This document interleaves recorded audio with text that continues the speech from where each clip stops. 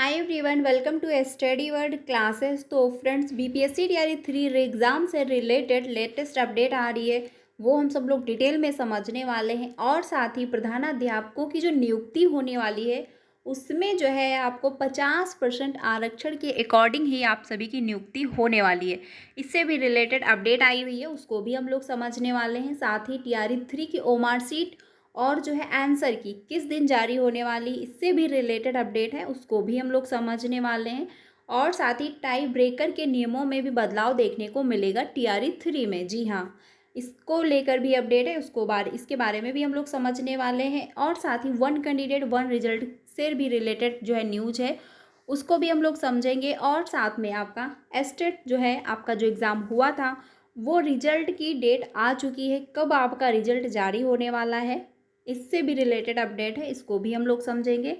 और जो आपके जो रिजल्ट है टीआरई 3 का, उससे पहले डॉक्यूमेंट वेरिफिकेशन की भी कैंडिडेट के द्वारा मांग की जा रही है, तो इसको भी हम लोग समझने वाले हैं। एक एक करके सारी इन्फॉर्मेशन हम लोग डिटेल में समझने वाले हैं। वीडियो काफ़ी सभी के लिए इंपॉर्टेंट होने वाली है, तो वीडियो में लास्ट तक बने रहिएगा। एंड चैनल पे पहली बार आए हो तो चैनल को सब्सक्राइब कर लीजिएगा, ताकि आपको सारी अपडेट जो है वो टाइम से मिलती रहे। तो चलिए फिर वीडियो को स्टार्ट करते हैं। सबसे पहले बात करते हैं कि 50% आरक्षण के आधार पर ही प्रधानाध्यापकों की नियुक्ति, यानी कि प्रधानाध्यापकों की जो नियुक्ति होने वाली है उसमें आपको 50% आरक्षण ही दिया जाएगा।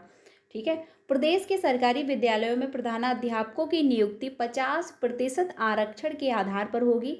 शिक्षा विभाग की ओर से सभी जिलों को निर्देश जारी किया गया है। निर्देश के जो है मुताबिक प्राथमिक विद्यालयों में जो है 40,247 प्रधान अध्यापकों की होने वाली नियुक्ति में 50 जो है प्रतिशत आरक्षण के आधार पर रोस्टर क्लियरेंस होगा। प्राथमिक शिक्षा निदेशक जो है मिथिलेश मिश्र के निर्देश में जिला शिक्षा अधिकारियों से कहा गया है कि राज्य के प्राथमिक विद्यालयों में प्रधान शिक्षक के 40,247 पदों पर बिहार लोक सेवा आयोग के माध्यम से नियुक्ति हेतु सामान्य जो है प्रशासन विभाग के 22 नवंबर 2023 प्राप्तांक जो है 21,400 जो है 85 के अवलोक में आपके द्वारा, ठीक है, रोस्टर जो है उपलब्ध कराया गया था, जिसे जो है समेकित करते हुए सामान्य प्रशासन विभाग से बिहार लोक सेवा आयोग को अधियाचना भेजी गई थी। निर्देश दिया गया है कि कतिपय न्यायाधीश के अवलोक में 50% के आरक्षण के अनुरूप जो है रोस्टर क्लियरेंस की कार्यवाही की जानी है।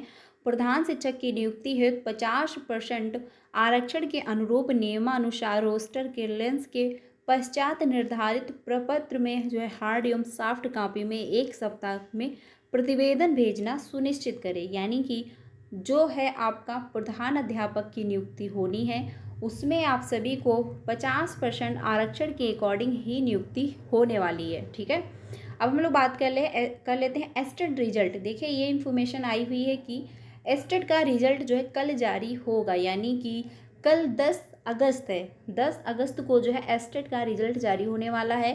पेपर 1 एंड पेपर 2 दोनों का हो जाएगा, तो कल जो है आपको आपका रिजल्ट देखने को मिल जाएगा। अब हम लोग बात कर लेते हैं कि आपका जो है ट्राई ब्रेकर है क्या, क्योंकि काफ़ी कन्फ्यूजन हो रही है कि ट्राई ब्रेकर कैसे लागू होगा। देखिए, ट्राई ब्रेकर का मतलब ही होता है कि जैसे एक कैंडिडेट ने एक से ज़्यादा में फॉर्म अप्लाई किया हुआ, जैसे कि उसने 1 to 5 में भी किया और 6 to 8 में भी अप्लाई किया और साथ ही 9 to 10th में भी किया। ठीक है, तो अगर उनका सिलेक्शन एक से ज़्यादा में हो पा रहा है, जैसे कि उनका नाम एक से ज़्यादा में आ रहा है, सॉरी माफ़ करिएगा, ट्राई ब्रेकर का मतलब होता है जैसे कि दो कैंडिडेट के नंबर सेम आए हुए हैं।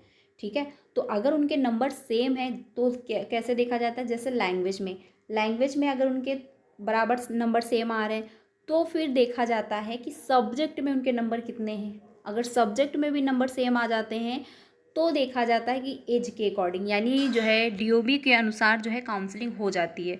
जिसकी भी डीओबी में एज ज़्यादा होगी उसकी काउंसलिंग हो जाएगी, जिसकी डीओबी में एज कम होगी उसकी काउंसलिंग नहीं होगी। ठीक है, टाई ब्रेकर का यही मतलब होता है। सबसे पहले लैंग्वेज देख लिया जाता है, उसके बाद सब्जेक्ट का पार्ट देखते हैं, फिर जो है एज के अकॉर्डिंग यानी कि डीओबी के अनुसार जो है काउंसलिंग हो जाती है। जैसे कि बहुत ऐसा होता है कि दो कैंडिडेट के नंबर सेम है लेकिन लैंग्वेज में आगे पीछे हो जाते हैं तो काउंसलिंग हो जाती है, जिसके ज़्यादा हुए उसकी काउंसलिंग हो गई। लेकिन अगर वहाँ पर भी मैच नहीं हो पाया है तो जो सब्जेक्ट देखा जाता है, अगर सब्जेक्ट में भी जो है सेम हुए तो जो है डीओबी के माध्यम से काउंसलिंग हो जाती है। अब बात कर लेते हैं डॉक्यूमेंट वेरिफिकेशन। देखिए रिजल्ट के पहले ही कैंडिडेट के द्वारा मांग की जा रही है कि डॉक्यूमेंट वेरिफिकेशन करवा दिया जाए, जिससे क्या होगा, बहुत सारे कैंडिडेट बाहर हो जाएंगे। जैसे कि जिनके सीटेड में 90 नंबर नहीं होंगे वो बाहर हो जाएंगे, जिनका डॉक्यूमेंट कंप्लीट नहीं होंगे वो बाहर हो जाएंगे, सब्जेक्ट कॉम्बिनेशन में मिस्टेक हुई होगी वो बाहर हो जाएंगे। तो बहुत सारे रीज़न हैं जिससे कैंडिडेट बाहर होंगे। तो कैंडिडेट के द्वारा यही मांग की जा रही है कि रिजल्ट के पहले डॉक्यूमेंट वेरिफिकेशन हो जाए, जिससे जिनमें अगर कोई प्रॉब्लम है डॉक्यूमेंट में तो वो क्लियर हो जाएगा, कैंडिडेट अपना बाहर हो जाएंगे। ठीक है, लेकिन इससे रिलेटेड आयोग की तरफ से अभी कोई अपडेट नहीं है। जो भी इंफॉर्मेशन आएगी आपको यहाँ से इन्फॉर्म कर दिया जाएगा।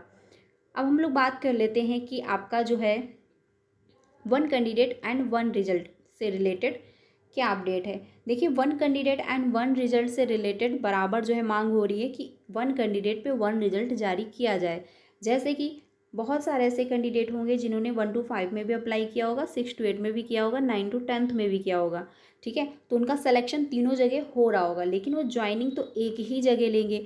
और ज़्यादातर कैंडिडेट यही करते हैं कि हाई क्वालिटी जिसमें ज़्यादा क्योंकि पैसे मिलते हैं, जैसे कि 1 to 5 में सैलरी उस हिसाब से होगी, 6 to 8 में भी उस हिसाब से होगी, 9 to 10th में ज़्यादा होगी। तो जो कैंडिडेट का सिलेक्शन एक से ज़्यादा में हो रहा होता है तो वो हाई लेवल के स्कूल में, हाई लेवल क्लास में जो है सिलेक्शन लेना अपना पसंद करते हैं ज़्यादातर। तो होता क्या है कि अगर कैंडिडेट एक पे जो है अपनी काउंसलिंग करवा लेगा तो बाकी तो सीटें खाली रह जाएंगी।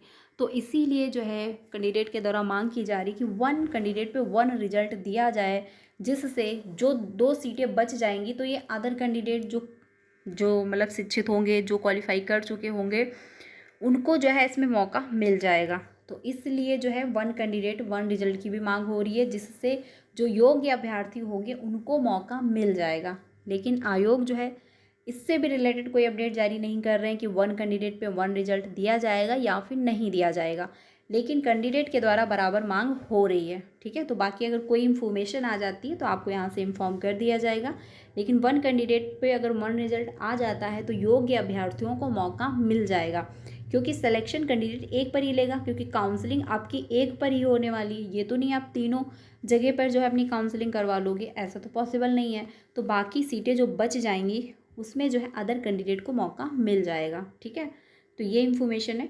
तो फाइनली जो है आपका एस्टेट का रिजल्ट कल देखने को मिल जाएगा, यानी कि कल 10 अगस्त को एस्टेट का रिजल्ट आ जाएगा। अब हम लोग बात कर लेते हैं ओमार सीट और आंसर की के बारे में। देखिए ओमार सीट और आंसर की जो है इन्फॉर्मेशन ये आ रही थी कि आपकी अगस्त के सेकंड वीक में अपलोड कर दी जाएगी, जो कि सेकंड वीक भी जो है जा चुका है, मतलब जा ही रहा है, एक ही दिन बचा हुआ है। लेकिन ओमार सीट और आंसर की अपलोड नहीं हुई है आयोग की वेबसाइट पे। लेकिन हाँ, आपको किसी भी टाइम देखने को मिल सकती है, ये भी एक सच है कि ओमार सीट और आंसर की आपको किसी भी टाइम देखने को मिल सकती है, यानी आज भी मिल सकती है, कल भी आ सकती है, 1-2 दिन बाद भी आ सकती है।